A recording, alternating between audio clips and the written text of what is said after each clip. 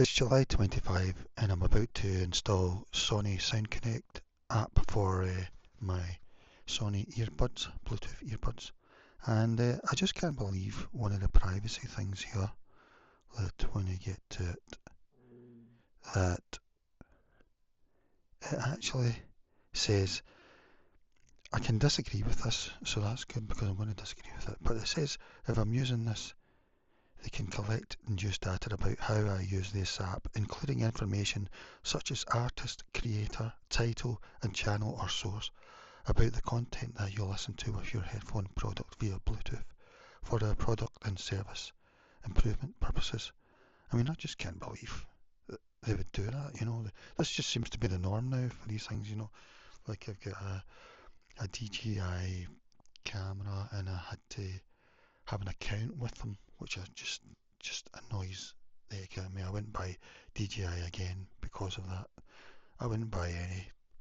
And it wouldn't surprise me if they all do that now, for their apps. But the DJI camera, I couldn't even use the camera on its own. I had to download the app, and then it was just so frustrating. I had to create an account. So I'm just looking at this again. Note, you can withdraw your consent at any time and opt out of Sony's use of your personal data to improve its products and services by going to menu. About this app, privacy settings. The Sound Connect privacy policy has more information on how we use this data. So I'm hoping I can disagree and proceed with this. I'm probably going to disagree and proceed with this. Data used for marketing by Sony Corporation in Japan.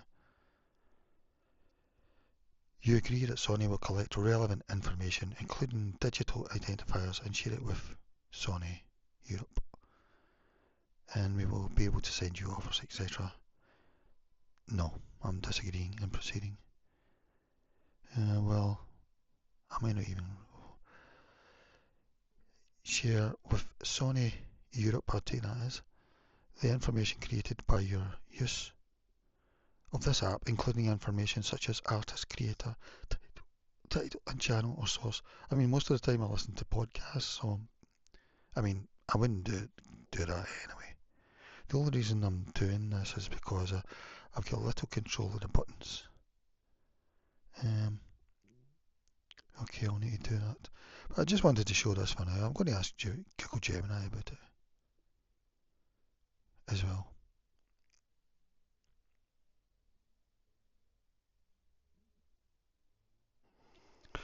I've just asked Google Gemini a few questions about it. This is July 25. Does Sony know what song you are listening to? Yes, the Sony Sound Connect app can collect information about the song you are listening to. According to Sony's privacy policy, we just saw this for the Sound Connect app. Details of the content you listen to with the related device, e.g. for music, song, title and artist's creator name. For video content, title and channel name, if any, and timestamp. This clearly states that the app can collect song titles, artist names, and the time you listen to them. The app also mentions a feature where you can look back at your listening style, enjoy usage logs of your devices, and a list of songs you have listened to. This further confirms that it tracks your listening history. Sony states that they collect and use this data for purposes such as providing you with features and functions of the app, improving and developing Sony's current and future products and services. I'm not very happy about that. Can I reject this? You're hitting on a very common and frustrating issue about modern apps. When an app like Sony Sound Connect states in its privacy policy that it connects details of the content you're listening to, it means the data is being gathered. Can you completely reject this data collection and still use the app? It's highly unlikely that you can use the full functionality of the Sony Sound Connect app without agreeing to their privacy policy, which includes this data collection. Here's why. All or nothing policies. Many apps, especially those that provide enhanced features or smart functionalities, operate on an all or nothing basis for their privacy policies. Feature integration. The app often uses this collected data to power features like listening style, etc., etc. Terms of service. When you first install and open the app, you're usually presented with a screen to accept the terms of service and privacy policy. Well, Sony it did say that I could disagree with it and proceed, so I'll see how that goes. What are your options if you want to minimize data collection? Don't use the app. In the end, that's what I'll probably end up doing. I mean, the good thing about the app is I could change what the buttons do on the earbuds, because I've only really got two functions on the buttons I can find. I think it's actually more, but I'm talking about one press. One of them's to hear external sound, which I don't really want. I want both of them really to just be mute, really. Stop. Pause. That's what I want. Pause in both of them, really. I've only got pause in the right ear at the moment, and I often just use one at a time, so if I'm not using the right one, it means I can't pause it, basically. Um, Check in app privacy settings. While unlikely for core data collection like listening history, some apps do offer granular privacy settings. So this is if Sony might let me do that. I'll soon see. App permissions on your phone. You can try to revoke certain permissions for the app through your phone operating system settings. Yeah, I might try that. If it asks for microphone access and you don't use voice commands, you could potentially deny that. I might do that actually. Firewall the app.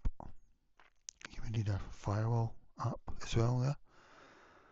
And then it's saying use an older device or a dedicated privacy phone. Yeah.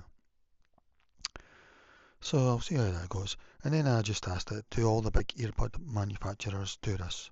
List them. And it looks like it's a pervasive industry practice, and yes, probably most of them do. They collect data, often including listening habits, device usage, and sometimes even more personal information. It's usually outlined in their privacy policies. I don't know why governments let this happen.